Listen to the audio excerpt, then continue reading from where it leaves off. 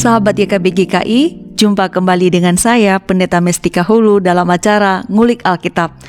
Kali ini kita akan mengulik Injil Matius pasal 28 ayat 19 sampai 20.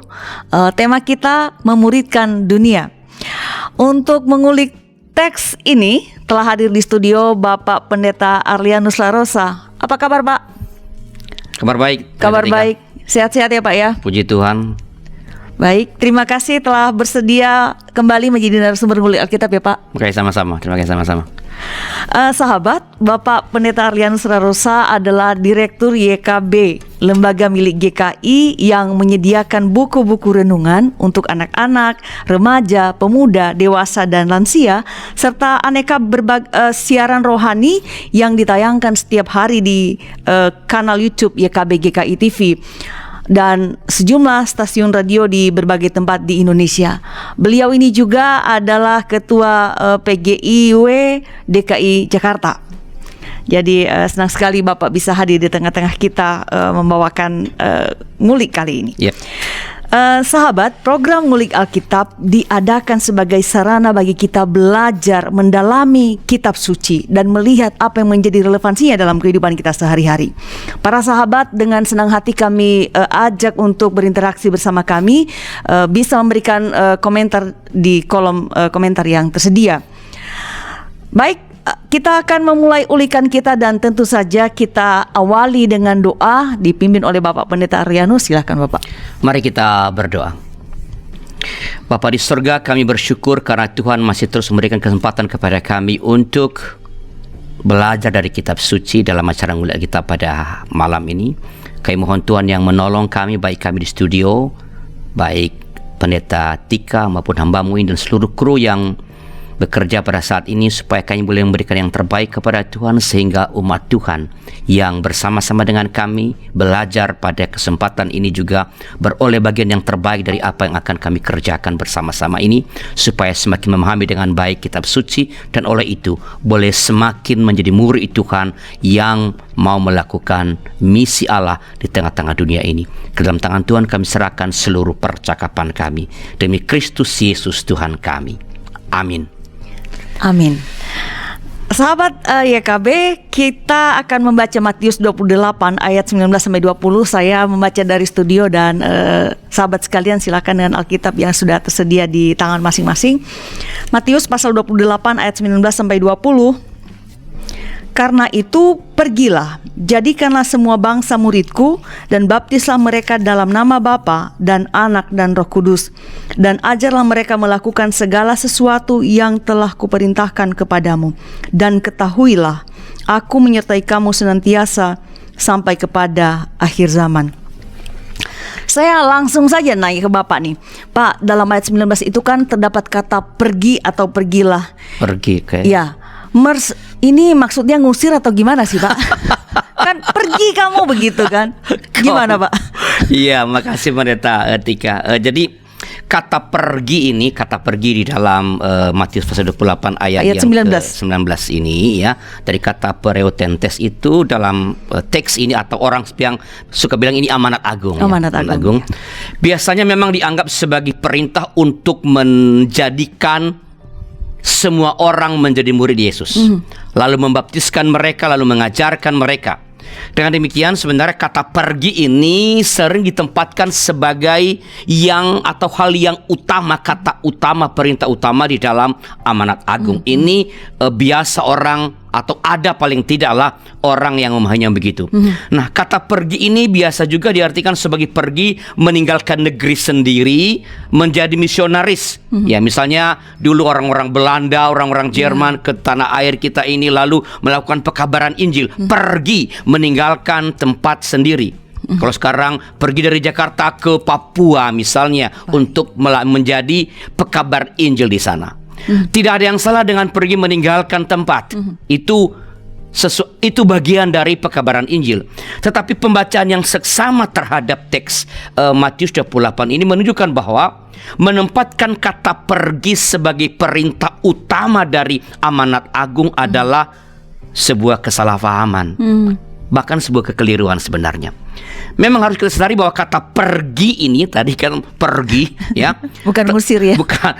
Ini telah mendapat atau mengambil tempat yang sangat penting dalam pemikiran para misionaris barat ketika mereka datang ke negeri kita berkabaran Injil ya. Bahkan ada yang sampai mengatakan bahwa bisa dibaca dalam buku-buku sejarah misi atau teologi misi, ada yang mengatakan bahwa pergi ini merupakan istilah teknis Matius untuk misi dan merupakan ciri dari amanat agung secara umum. Namun sekali lagi, ini adalah sebuah kesalahpahaman, salah baca. Kata pergi ya, parotentes ini ditempatkan oleh Matius sebagai aksi persiapan sebenarnya, bukan yang utama. Bukan yang utama. Aksi persiapan sebelum kata kerja yang utama hendak disampaikan oleh Matius. Kata pergi ini merupakan aksi yang terjadi berbarengan atau seiring dengan aksi dalam kata kerja yang utama. Nah, ini penjelasan ini semakin diperkuat oleh kenyataan bahwa Matius sering memakai kata kerja pergi ini sebagai kata kerja istilahnya kata kerja pembantu bersamaan dengan kata kerja perintah yang lain yang lebih utama. Dengan demikian, kata pergi dalam amanat agung ditempatkan untuk melayani kata kerja yang utama. Oke, kata pergi ditempatkan melayani kata kerja yang utama. Kalau begitu, Pak, kata kerja utamanya apa, Pak? Kalau ternyata bukan pergi itu, karena biasa tadi Bapak katakan pergilah, itu selama ini itu yang jadi fokus gitu. Jadi kan sebenarnya kalau mau diterjemahkan dengan lebih cocok sambil pergi. Sambil pergi. Jadi kalau baca misalnya apa? Ayat 19. Ya, sambil pergi jadikanlah. Jadi berbarengan. Ya, nah, tapi kata kerja utamanya adalah kalau kita adalah jadikanlah semua bangsa muridku. Kata kerja utamanya itu mateteusate, bukan sate kambing ya. Nanti udah malam Pak, jadi lapar. Bukan mateteusate, bukan sate, tapi artinya muridkanlah. Ini sebuah perintah. Dua kata kerja lain yang juga menyusul, yang juga melayani kata kerja utama ini, yaitu kata kerja muridkan ini adalah baptiskan dan ajarlah. Dua kata kerja ini pun adalah namanya kata kerja partisipatif yang menerangkan kata kerja utama. Ya, jadi gini misalnya, saya bilang misalnya kalau di kantor misalnya, Bu Tika, nanti kita akan kedatangan tamu. Tolong siapkan makanan dengan memasak nasi dan membeli lauk pauk. Kata utama di sini bukan memasak nasi, bukan membeli lauk pauk, tapi apa? Siapkan makanan. Gimana cara menyiapkan makanan? Masak nasi dan sambil membeli lauk. Ya, jadi kata kerja baptiskan dan ajarlah adalah sama dengan memasak nasi dan membeli lauk. Muridkanlah adalah kata kerja siapkan makan. Itu kata kerja utama. Maka kita mesti memberikan perhatian pada kata kerja yang utama ini. Kata kerja Mateteuen ini hanya terdapat 4 kali dalam perjanjian baru, sangat sedikit. Hanya 4 kali, dan 3 diantaranya itu ada dalam Matius. Jadi ini khas Matius 13 ayat 52, 27 ayat 57 dan 28 ayat 19. Satunya lagi di Kisah Para Rasul pasal 14 ayat 21. Nah, berbeda dengan kata kerjanya, kata kerja ini kan kata-kata apa? Muridkanlah. Berbeda dengan kata kerja Mateteuen ini, matetes murid, ya, kata benda terdapat cukup banyak, sangat banyak dalam perjanjian baru. Namun kalau kita membandingkan jumlah pemakaiannya dalam Injil sinoptik, apa itu? Matius, Markus, Lukas, Matius, Markus, Lukas, Injil sinoptik, maka Matius memakainya jauh lebih sering dibandingkan dengan Markus dan Lukas. Ini untuk mengatakan betapa penting ini bagi Injil Matius. Matius memakainya sebanyak 76 kali. Markus 46 kali. Lukas 37 kali. Ini menunjukkan bahwa konsep memuridkan jauh lebih penting bagi Matius dibanding dengan 2 pengarang Injil sinoptik yang lain, yaitu Lukas dan Markus. Jadi maksudnya Injil Matius dan Markus, jadi kalau dikatakan bahwa ketiga sinoptik ini, mengapa saya katakan ini sinoptik supaya jelas bagi pemirsa, synoptik bisa dilihat bersama-sama karena Matius, Markus dan Lukas ini adalah Injil-Injil yang bisa dilihat secara berbarengan. Nah, pentingnya gagasan, kembali ke pertanyaan, pentingnya gagasan memuridkan ini semakin terlihat, ya, semakin jelas ketika kita menyadari bahwa kata kerja mateteuin dalam amanat agung ini mengambil bentuk perintah, dan ini merupakan pemakaian satu-satunya dalam perjanjian baru. Kata kerja ada di 2 tempat dalam Matius tadi, tapi kata kerja dalam bentuk perintah hanya terdapat dalam Matius 28 ayat 19. Jadi sekali lagi saya mau mengatakan bahwa pergi itu jangan diartikan pertama-tama sebagai meninggalkan tempat sebenarnya. Kalau tuh harus dikatakan pergi itu, ya dulu kalau saya mengutip penjelasannya almarhum Pendeta Eka Dharma Putri mengatakan, ya kalau mau mengatakan juga pergi meninggalkan, artinya tinggalkanlah tempat yang nyaman, tinggalkanlah comfort zone untuk pergi ke sebuah tempat, untuk masuk ke dalam dunia ini, untuk menghadirkan nilai-nilai kerajaan Allah. Nilai-nilai nanti saya katakan, nanti kita jelaskan nanti, nilai-nilai yang ada dalam apa yang disebut sebagai khotbah di bukit. Jadi sambil pergi, jadi kemanapun engkau berada sebenarnya, ya sambil pergi. Kalau pergi kan sekali itu pergi, ya udah kamu pergi. Enggak, ini sambil pergi, entah kapanpun dan engkau pergi, dimanapun, muridkanlah dunia. Jadikanlah semua bangsa muridku sambil engkau pergi. Jadi aksi tindakan memuridkan artinya terjadi di mana-mana dan kapan saja. Enggak, nanti akan jelas ini. Enggak hanya ketika sekarang ini saya lagi khotbah, oh saya sedang mengabarkan Injil. Bukan hanya itu.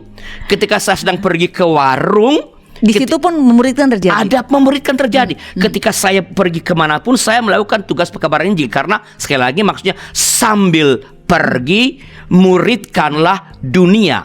Ya, jadikanlah semua bangsa muridku. Jadi inti amanat agung ini sebenarnya ada dalam kata muridkan. Dan itu sangat penting, sangat khas bagi penginjil Matius dibandingkan dengan penginjil Markus dan Lukas.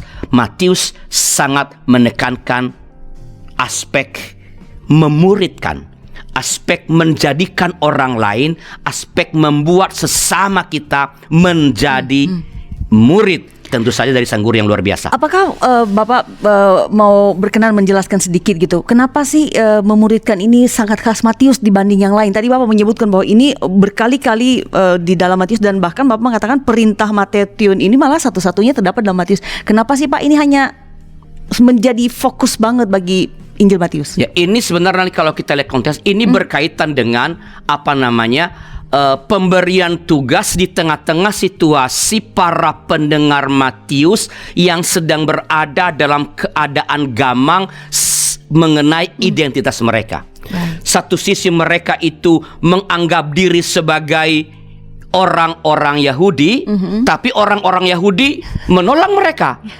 Mereka mengatakan kami orang Yahudi, tapi kami bukan orang Yahudi yang masih mengikuti ajaran-ajaran yang lama. Kami orang Yahudi yang memaknai Taurat, memaknai nubuat-nubuat Nabi dalam perspektif Yesus. Jadi dibilang murid, dibilang orang Yahudi, ditolak. Jadi mereka harus punya sebuah identitas yang baru. Maka memuridkan adalah dalam rangka membentuk atau menegaskan sebuah identitas yang baru sebagai pengikut-pengikut Kristus. Yahudi yang menafsir Taurat dalam perspektif yang baru. Yesus baru. Ya.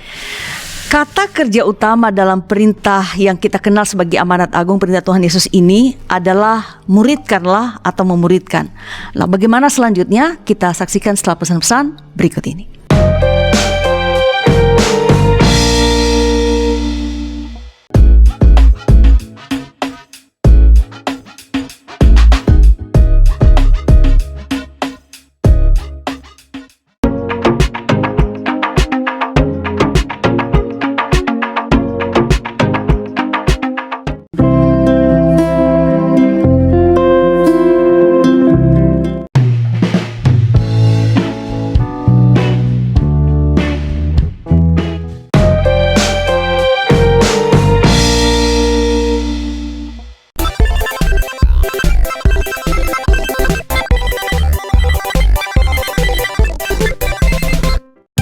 Sahabat, mari dukung pelayanan dan pekabaran Injil melalui YKB dengan membagikan link acara ini kepada sebanyak mungkin orang. Dukungan juga dapat saudara lakukan dengan mentransfer dukungan finansial ke rekening BCA ke nomor 450 305 2990 450 305 2990 atas nama Yayasan Komunikasi Bersama.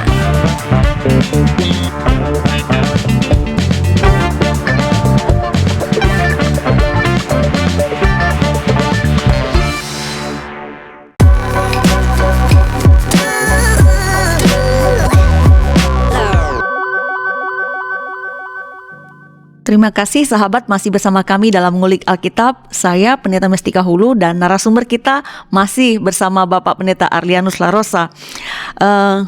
Kali ini kita mengulik Matius pasal 28 ayat 19 sampai 20. Tema kita memuridkan dunia. Para sahabat, silakan jika ingin berinteraksi bersama kami melalui kolom komentar yang tersedia, juga menyampaikan pertanyaan kepada Bapak Pendeta di sana. Langsung saja kembali ke Pak Pendeta. Di segmen pertama tadi Bapak menjelaskan kata pergi, pareutentes adalah kata kerja pembantu. Jadi bukan yang paling utama dalam perintah itu. Kata kerja utamanya justru muridkanlah. Nah, jadi saya ingin Bapak menjelaskan begitu. Apa sih Pak artinya kata atau perintah memuridkan atau muridkanlah itu? Ya, terima kasih Pendeta. Ini pertanyaan yang penting karena ini yang menjadi inti dari perintah ini sebenarnya. Jadi ada banyak orang yang memahami bahwa memuridkan ini sebagai perintah untuk menjadikan orang yang belum Kristen menjadi Kristen. Ya, apa namanya, membawa orang bertobat. Ya, konversi, converted. Ya, ya.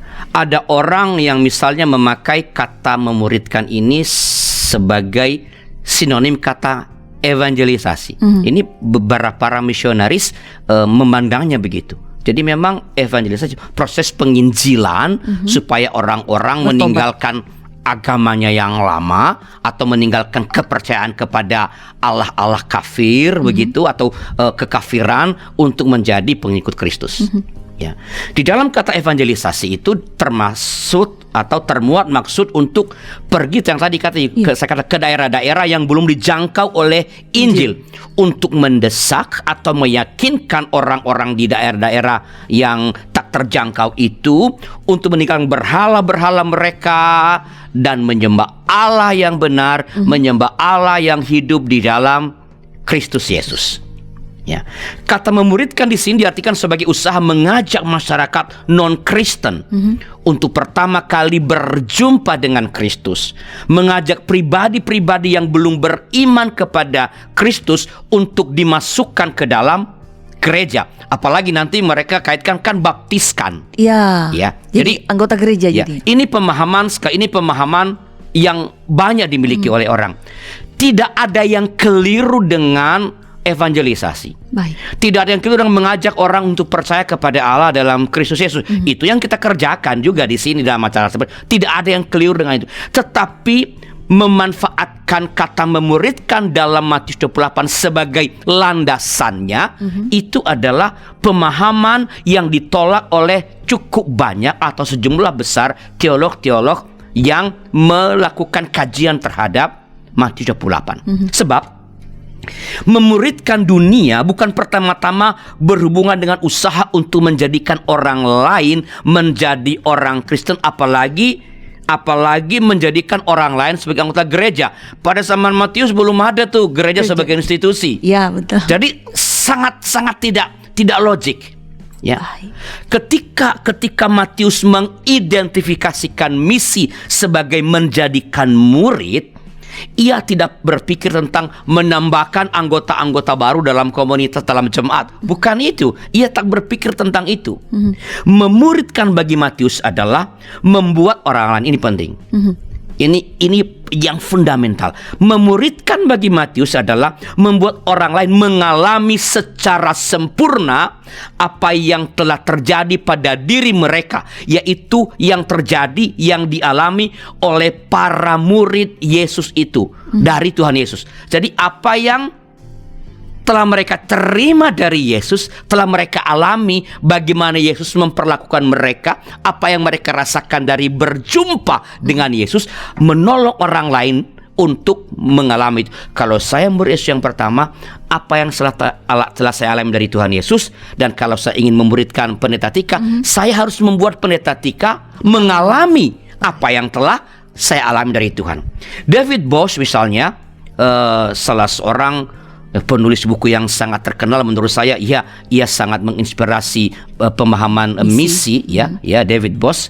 Dalam kajiannya terhadap amanat agung menjelaskan bahwa memuridkan berarti membuat orang lain mengalami apa yang telah para murid alami dari Tuhan Yesus. Saya katakan tadi, para murid Yesus adalah contoh pertama dari hasil menjadi murid. Bagaimana memuridkan, apa outputnya, apa produknya? Lihat para murid yang pertama. Para murid Yesus itu harus menjadikan para murid mereka, Yesus para murid, murid para murid. Jadi para murid Yesus harus menjadikan para murid mereka untuk mengalami semua yang telah mereka alami dari Yesus. Ini berlapis ya, ini seperti kayak itu saya pernah menulis buku dan saya membuat saya sebagai multi level discipleship. Ya, jadi Yesus para murid terus memuridkan. Nah, selanjutnya para murid dari para murid Yesus itu, ya, dan ya para murid dari para murid Yesus. Siapa itu? Termasuk kita. Ya. Oke, ya. Kita yang sudah percaya kepada pemberitaan para rasul harus membuat para murid-murid kita, ya, orang yang berjumpa dengan kita juga mengalami apa yang telah kita alami dari Tuhan dan dari para murid. Demikian seterusnya. Kalau saya harus membuat pendeta Tika mengalami, kalau saya mengalami pengampunan dari Tuhan Yesus, saya harus membuat pendeta Tika mengalami pengampunan. Kalau saya mengalami kegembiraan sukacita dari Yesus, saya harus membuat pendeta Tika mengalami sukacita juga. Setelah itu terjadi, pendeta Tika mengalaminya, bertanggung jawab juga untuk membuat orang lain dan seterusnya. Dan ya, dengan demikian para murid di segala zaman dan tempat memiliki kualitas yang kurang lebih sama, yang tidak berbeda dengan para murid yang pertama. Karena mengapa? Dalam seluruh konten hakikat memuridkan itu, yang kita lakukan adalah membuat orang mengalami yang telah kita alami dari Tuhan. Saya kadang-kadang suka membuat ekstrim. Kalau kamu dimaki-maki oleh Tuhan, maki-maki orang lain, itu memuridkan. Kan tidak pernah. Tapi nggak pernah Tuhan maki-maki kita. Ya. Buatlah orang lain mengalami apa yang telah engkau alami dari Tuhan. Ya. Dalam proses pemuridan semacam inilah terjadi kontinuitas antara para murid dari zaman ke zaman. Dengan demikian, kaitan antara zaman Tuhan Yesus, para murid Yesus, jemaat Matius, bahkan dengan kita sekarang ini terjadi pada kenyataan diberikan dalam perintah, jadikanlah semua bangsa murid. Semua bangsa muridku. Para murid pada zaman Matius meneladani murid-murid Yesus yang pertama, seperti halnya para murid yang pertama meneladani Yesus. Para murid pada zaman Matius harus bertindak begitu rupa sehingga murid mereka dapat meneladani kemuridan mereka seperti mereka meneladani Tuhan. Para murid Yesus. Bagi Matius, para murid yang pertama itu adalah model bagi apa? Bagi jemaatnya sendiri, sebagai tokoh ideal yang harus diteladani. Dan ia menganjurkan jemaatnya untuk menjadikan murid yang selayaknya mirip dengan para murid-murid yang pertama. Jadi dapat kita simpulkan begini. Memuridkan adalah perintah untuk membuat orang lain mengalami apa yang telah kita alami dari Yesus. Ketika kita membuat orang lain mengalami apa yang telah kita alami dari Tuhan Yesus, kita telah melaksanakan perintah memuridkan dunia. Jadi nggak harus belajar teologi ribet-ribet untuk memberikan dunia. Sebab kalau gitu berarti hanya tugas sebagian orang dong, ya. Dengan perkataan lain, buatlah orang lain mengalami semua yang telah Anda terima, engkau terima dari Tuhan Yesus. Hanya dengan jalan ini kita terlibat dalam proses memuridkan dunia. Baik, terlibat dalam proses memuridkan dunia, dan itu adalah tema kita. Di awal tadi juga di segmen pertama Bapak mengatakan bahwa di dalam kaitan memuridkan ini, kata pergi ini ada 3 kata yang perlu kita perhatikan. Kata utama adalah membaptis, memuridkan, membaptis dan mengajar. Tapi saya akan lewati satu kata yaitu membaptis, Pak. Saya akan langsung saja menanyakan ke Bapak, perintah ajarlah. Apa maksudnya mengajar di sini, Pak? Apa yang diajarkan? Iya, mengajar, didaskontes, ya, kita akrab ya, didaktika. Didaktik ya. Ya, didaktik ya, mengajar. Ini sama seperti tadi kata memuridkan, sangat mudah difahami dengan membuat pertobatan baru. Sekali lagi tidak ada yang salah dengan menobatkan orang. Tapi kita bicara mengenai Injil Matius, ya. Didaskontes, ya, mengajar juga sangat mudah dikonotasikan sebagai upaya atau proses untuk menurun alihkan doktrin-doktrin. Kalangan-kalangan tertentu, ya, yang mengartikan baptisan sebagai menarik orang masuk ke dalam gereja atau murid sebagai pertobatan, jelas memahami ini sebagai pengajaran doktrin. Jadi ajarlah mereka tentang doktrin gereja, kayak kelas katekisasi. Oke. Baik. Ya, mereka mengatakan bahwa ajarlah mereka melakukan segala sesuatu yang telah kuperintahkan kepadamu, dapat disebut sebagai sifat doktrinal dalam amanat agung, yaitu mengajarkan doktrin yang sesuai dengan kebenaran Allah. Tidak ada yang salah dengan mengajarkan doktrin. Kita melakukannya, no problem. Tetapi kita sedang berbicara mengenai mengulik makna mengajar dalam Matius. Nah, pada sisi yang lain, pengajaran ini juga dapat mudah diartikan sebagai usaha untuk menyebarluaskan ajaran-ajaran gereja secara verbal kepada dunia yang belum mengenalnya. KKR itu mengajarkan orang supaya dunia menjangkau orang-orang lain dengan pemberitaan firman. Ya, memakai YouTube, memakai macam-macam media untuk membuat semakin banyak orang yang mendengarkan, belajar tentang siapa Yesus. Ya, dengan demikian melalui pengajaran ini orang-orang ini pemahaman yang muncul, ya. Orang-orang yang belum mengenal Tuhan Yesus akan mengenalnya, dan oleh pengenalan itu mereka akhirnya tertarik menjadi warga gereja atau menjadi orang Kristen. Ya, jadi ini pemahaman-pemahaman yang umum ada di tengah-tengah masyarakat.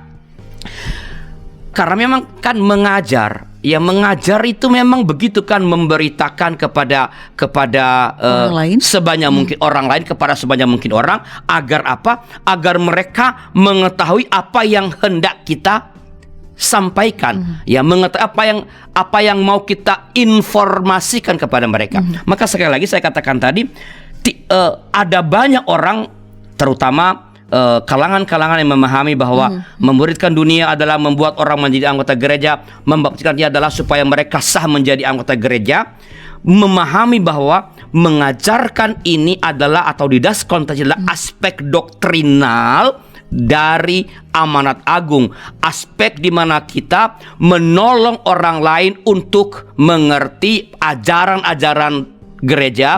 Misalnya tadi saya katakan mengerti bahan-bahan katekisasi, mengerti pokok-pokok penting dari iman Kristen. Tetapi sekali lagi saya masih ngomong ini, itu adalah menurut pandangan umum yang terjadi.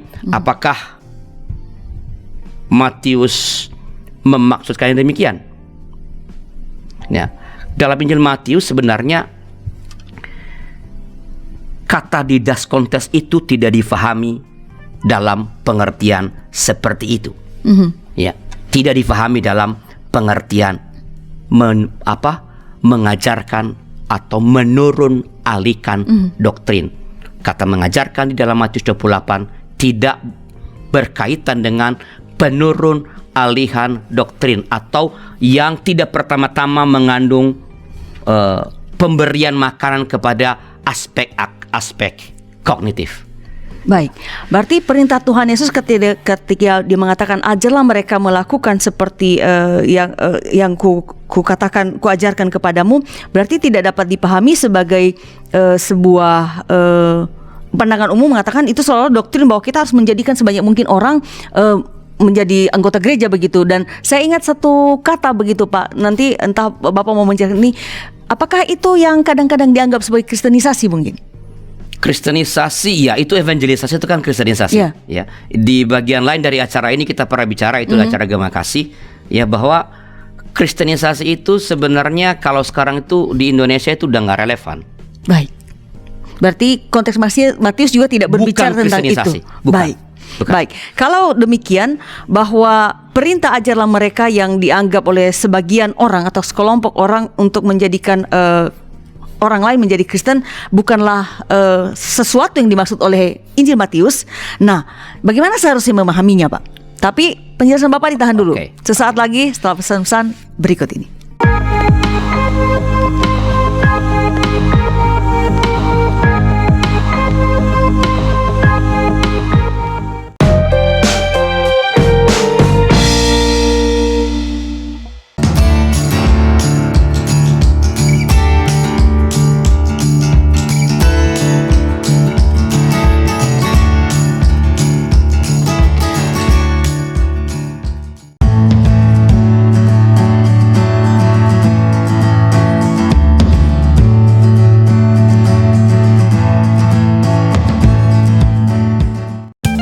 Sahabat, mari dukung pelayanan dan pekabaran Injil melalui YKB dengan membagikan link acara ini kepada sebanyak mungkin orang. Dukungan juga dapat saudara lakukan dengan mentransfer dukungan finansial ke rekening BCA ke nomor 450 305 2990 450 305 2990 atas nama Yayasan Komunikasi Bersama.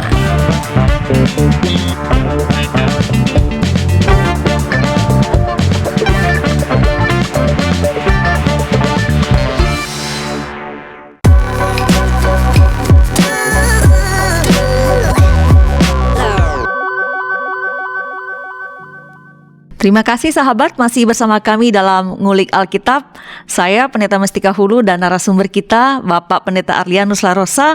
Kita mengulik Matius 28 ayat 19 sampai 20. Tema kita memuridkan dunia. Saat ini kita sudah berada di segmen terakhir, namun para sahabat tentu saja masih dapat berinteraksi bersama kami melalui kolom komentar yang tersedia. Saya kembali ke Pak Pendeta, tadi Bapak menjelaskan bahwa sebagian orang atau sebagian kalangan menganggap bahwa perintah Tuhan Yesus, ajarlah mereka melakukan ini, adalah perintah untuk membuat mereka yang belum mengenal Tuhan Yesus itu menjadi anggota gereja atau menjadi Kristen, begitu, semacam konversi. Nah, itu kan menurut orang, Pak. Ini saya dan para sahabat ingin tahu kalau Bapak sendiri gimana posisinya melihat perintah ini, Pak? Ya, jadi kan tadi saya mengatakan bahwa mengajarkan di das kontes itu memang mudah dan banyak orang memahami itu sebagai membuat orang yang belum percaya mengenal Kristus, mengkonversi. Ya. Jadi mengajarkan doktrin. Tapi kalau kita mengamati dengan seksama pemakaian kata ajarlah dalam Injil Matius, maka kita dengan segera harus menepis cara pandang seperti ini. Dan ini memang ketika saya menggalinya juga ini menakjubkan. Membuat saya terheran-heran gitu. Ya, mengapa? Sangat menarik bahwa dalam amanat agung ini Matius memakai kata mengajar tadi, didas kontes, dan bukan kata memberitakan, keruso. Jadi ada dua kata, didas kontes, mengajar. Ada kata yang lain juga sebenarnya kurang lebih sama aktivitinya, yaitu memberitakan, keruso. Ya. Nah, Matius menggunakan kata mengajar ini, dan ini yang saya bilang tadi menakjubkan itu, ya, sebagai sesuatu yang berbeda secara radikal dan konsisten dengan kata keruso, dengan kata memberitakan. Memberitakan, keruso, dipakai oleh Matius ketika Yesus berbicara kepada orang banyak, orang-orang yang belum percaya, untuk menjangkau khalayak yang lebih banyak. Sementara kata mengajar di das kontes hanya dipakai oleh Tuhan Yesus ketika ia berbicara kepada murid-murid. Saya ulangi ini. Kata keruso, kata memberitakan, dipakai secara konsisten dalam Injil Matius ketika Yesus berbicara kepada orang banyak. Misalnya kalau KKR lah, kepada orang banyak. Sedangkan kata di das kontes itu, kata mengajar itu hanya dipakai ketika ia berbicara kepada murid-murid. Jadi kata memberitakan sebenarnya, keruso, sesungguhnya lebih bersifat misioner ketimbang kata mengajar, ya. karena kerusuh menjangkau Banyak lebih luas, lebih banyak orang. Saya kembali mengutip David Bosch mengatakan begini, Yesus tidak pernah berkhotbah kepada murid-muridnya atau nggak pernah memberitakan kepada murid-murid. Ia mengajar mereka, nggak pernah berkerusuh kepada murid-murid. Ia berdidas kontes kepada murid-murid. Ia mengajar mereka. Demikian juga dalam sinagoga-sinagoga dan bait Allah, yaitu di antara orang-orang yang percaya, Yesus tidak pernah berkhotbah, nggak pernah berkerusuh, nggak pernah memberitakan. Ia selalu mengajar, konsisten. Dengan demikian sangat jelas bahwa di sini perintah mengajar dalam amanat agung ini tidak dimaksudkan untuk menjangkau orang luar. Kalau menjangkau orang luar pakai kata apa? Keruso. Memberitakan, berkhotbah. Mengajar dipakai untuk orang-orang dalam, ya. Seperti yang tadi, kalau yang dimaksudkan adalah seperti tadi pemahaman sekelompok orang itu untuk menjangkau orang luar, maka mestinya kata kerusa yang dipakai. Tapi kan kita nggak boleh ganti kata ini. Ya. Udah ada dalam Injil, katanya kata didas kontes, kata yang sangat khas ketika Yesus berbicara kepada murid-muridnya. Ya, jadi sekali lagi kata mengajar itu tidak dimaksudkan untuk menjangkau orang yang lebih luas. Ini dipakai adalah untuk, dan ini konsisten Pendeta Tika, untuk ketika Yesus berbicara kepada orang-orang yang dekat dengannya. Baik, justru ini menarik, dan Bapak juga dalam ulikan Bapak menemukan bahwa ini memang menarik, bahwa Matius ini secara konsisten memakai kata mengajar untuk kalangan orang dalam begitu, para murid begitu. Namun ini sekaligus menjadi pertanyaan paling tidak bagi saya begitu, kita sekarang gitu. Kenapa sih Matius ini tidak memakai kata memberitakan kerusuh itu, karena kan itu jelas gitu loh bahwa itu misioner dalam memberitakan, menyampaikan perintah Tuhan amanat agung itu. Jadi kan bisa menjangkau banyak orang. Kenapa sih Pak ini ada apa di sana? Ya, jadi Matius memahami kata mengajar dalam hubungannya dengan latihan. Latihan atau petunjuk. Jadi saya katakan tadi, mengapa kalau tadi perhatian, mengapa tidak memakai kata kerusuh? Karena dia tidak memaksudkan itu untuk menjangkau orang-orang lain. Situasi Matius itu kan situasi dilematis, boro-boro menjangkau orang di sekitarnya pada waktu itu karena mereka sedang dimusuhi. Jadi memang harus ada misi yang besar pada saat yang sama, tapi itu lebih banyak dipakai semua perintah untuk membentuk identitas, keyakinan diri bahwa kami adalah orang, apa disebutnya, orang Yahudi baru. Kami Israel baru. Nah, dalam Injil Matius kita ketemukan. Ya, tadi Bapak menjelaskan juga tentang identitas itu ya. Israel baru, ya. Jadi Matius memahami kata mengajar dalam hubungannya dengan latihan. Saya katakan latihan atau petunjuk untuk menolong seseorang melakukan sesuatu dalam cara dan isi yang benar. Menolong seseorang untuk melakukan sesuatu dalam cara dan isi yang benar. Mengajar bagi Matius adalah suatu usaha untuk mempengaruhi kehendak pendengarnya agar mereka make decision, mengambil keputusan untuk mengikut jalan. Bukan soal pengetahuan ini. Mengikut jalan, do something action. Mengikuti jalan yang telah ditempuh oleh Tuhan Yesus sendiri. Dengan demikian, kata mengajar dalam amanat agung ini adalah suatu perintah agar para murid membuat murid-murid mereka melakukan segala sesuatu yang telah diajarkan oleh Tuhan Yesus. Jadi memuridkan bukan supaya kamu bisa menemukan definisi apa itu keselamatan, definisi apa itu pertobatan. Bukan soal ini, bukan soal pengetahuan.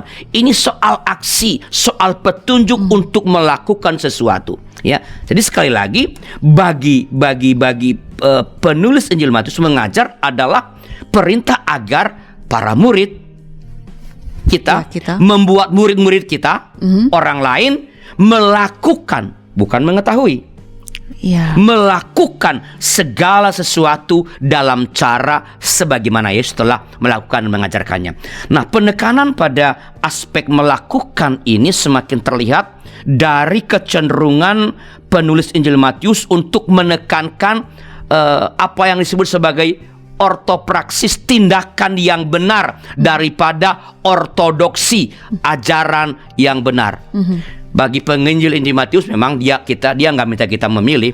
Kalau harus memilih antara ortodoksi dengan ortopraksis, ortopraksis, ya. Itu sebabnya ia banyak bertutur tentang kisah-kisah dan ucapan-ucapan Tuhan Yesus tentang perbuatan-perbuatan, ya, tentang pekerjaan Kristus, tentang menghasilkan buah, tentang melakukan kehendak Allah, tentang ketaatan pada Taurat. Kalau baca misalnya di Matius pasal 6 dan seterusnya itu kamu telah mendengar firman, jangan berzina, tapi aku berkata, ia membuat Taurat itu semakin radikal. Ya, atau barangkali pendeta Tika mengingat misalnya, dan ini dalam Matius terdapatnya bahwa Tuhan mengatakan bukan setiap orang berseru kepadaku Tuhan, melainkan yang melakukan. Ya. Jadi bukan you boleh bilang aku percaya, kamu nyanyi-nyanyi aku percaya. Sekali lagi, bukan berarti menyanyi gak penting ya. Matius 7:21. Ya, 7:21. Bukan setiap orang yang berseru-seru kepada Tuhan akan masuk ke dalam kerajaan surga, tapi mereka yang melakukan kehendak Bapa.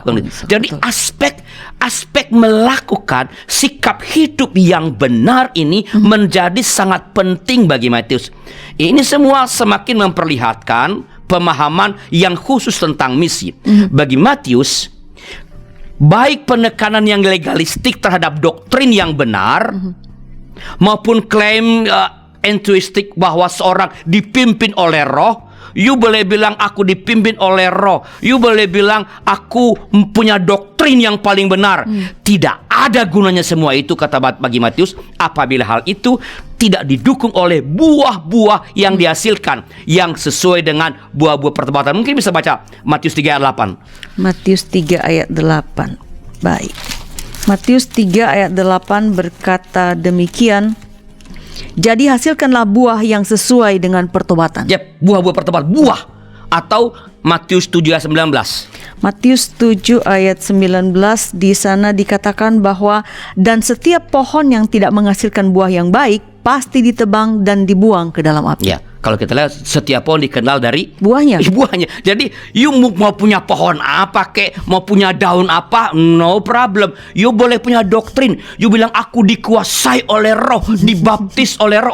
Oke, tidak ada yang salah dengan itu. Tetapi kalau itu tidak terperlihatkan dalam perbuatan, tidak menghasilkan buah-buah yang sesuai dengan pertobatan, maka bagi Matius itu semua adalah omong kosong. Jadi Matius menekankan aspek tadi ortopraksis, sikap hidup yang benar, kehidupan yang benar. Saya ulang, bisa dilihat ya. Kalau harus memilih antara ajaran yang benar dengan sikap hidup yang benar, Matius jelas memilih. Bukan setiap orang yang berseru Tuhan, tapi mereka yang melakukan. Jadi bagi Matius, pendeta Tika, menjadi murid berarti melakukan segala sesuatu yang telah diajarkan oleh Yesus. Bukan menghafal yang diajarkan Yesus. Menghafal penting, tapi jangan berhenti menghafal. Melakukan. Ajarlah mereka untuk melakukan segala sesuatu yang telah kuperintahkan. Bukan ajar mereka mengenai doktrin keselamatan. No.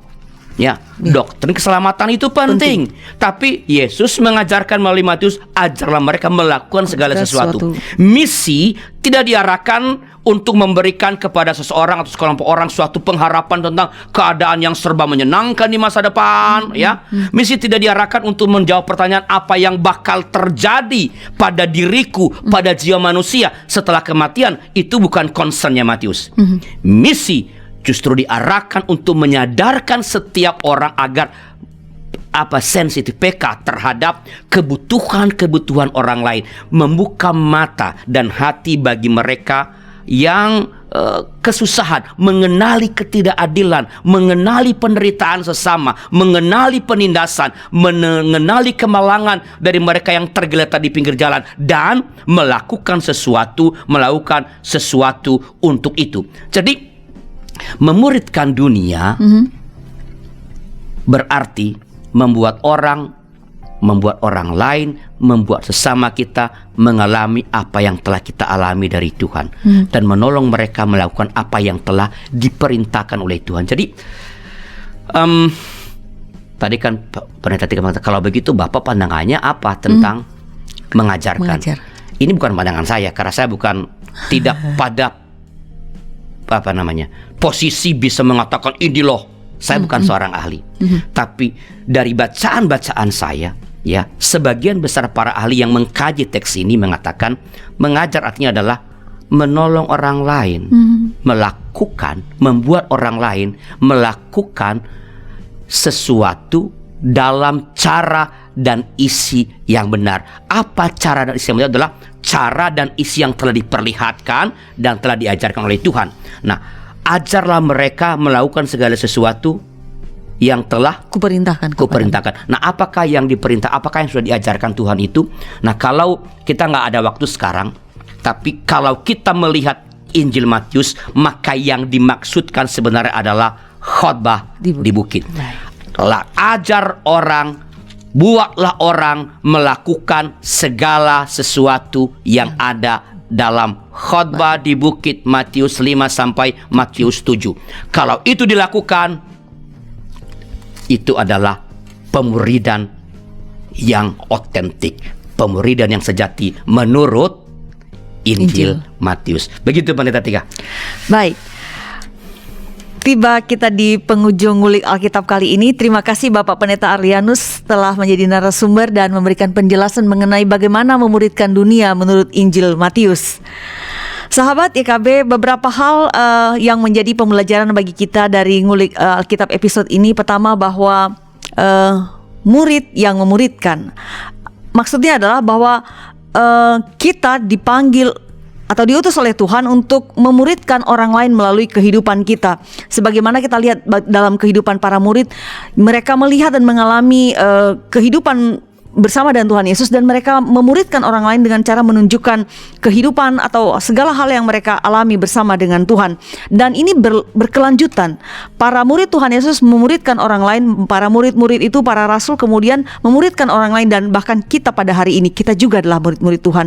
Dan kita diminta juga untuk seperti Tuhan Yesus berkata pada murid, muridkanlah, ajarkanlah orang lain juga untuk mengenal apa yang sudah kita alami, kita terima dari Tuhan Yesus. Begitu seterusnya kita lakukan dalam kehidupan kita. Kedua, kualitas murid. Kita diingatkan menjadi kualitas murid. Para murid di segala zaman dan tempat wajib memiliki kualitas yang sama atau setara dengan para murid pertama. Artinya bahwa dalam hal melaksanakan perintah Tuhan Yesus, itu tetap bahwa kita membuat orang lain mengalami apa yang telah mereka alami dari Tuhan Yesus.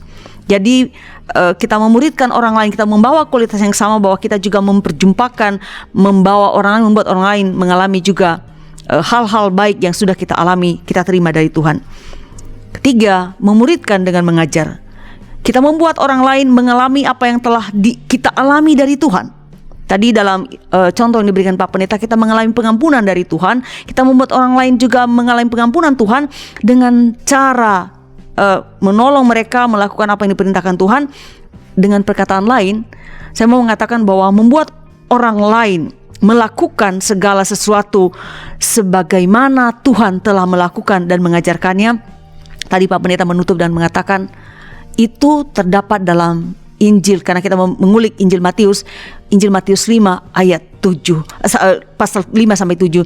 Jadi kita diminta untuk memuridkan dengan mengajarkan melalui kehidupan nyata, real, sehari-hari, apa yang sudah disampaikan oleh Tuhan, diajarkan oleh Tuhan dalam Matius 5 sampai dengan 7. Ketika itu terjadi, kita tentu yakin bahwa kehidupan yang baik, kehidupan yang sungguh-sungguh damai akan kita alami juga. Sahabat, demikian jumpa kita kali ini. Terima kasih telah menyaksikan Ngulik Alkitab. Juga kami berterima kasih atas dukungan Anda, baik dengan like yang diberikan, juga dengan membagikan link ini kepada orang lain. Jangan lupa melakukan subscribe supaya para sahabat sekalian dapat mendapatkan konten-konten terbaru dari kami YKB GKI TV. Tuntas sudah jumpa kita. Sampai jumpa di minggu yang akan datang. Kita akhiri jumpa ini dengan doa yang akan dibawakan oleh Bapak Pendeta Arlianus. Silakan Pak. Mari kita berdoa. Tuhan, kami sungguh rindu untuk menjadi murid Tuhan yang baik, yang berkenan pada Tuhan. Dan kami percaya, kami tahu ada banyak orang juga sesama kami yang rindu mengalami apa yang telah kami terima, yang telah kami alami dari Tuhan, keselamatan, pengampunan, sukacita, damai sejahtera. Maka tolong kami Tuhan untuk menjadi murid-murid yang konsisten, yang menolong setiap orang yang berjumpa dengan kami mengalami apa yang telah kami alami, yang telah kami terima dari Tuhan, keselamatan, damai sejahtera, kegembiraan yang tak dapat dirampas oleh apapun. Supaya dengan demikian semakin banyak orang yang mengalami anugerah-Mu, pemberian bagi dunia ini. Terima kasih ya Allah, demi Kristus Yesus Tuhan kami. Amin. Amin.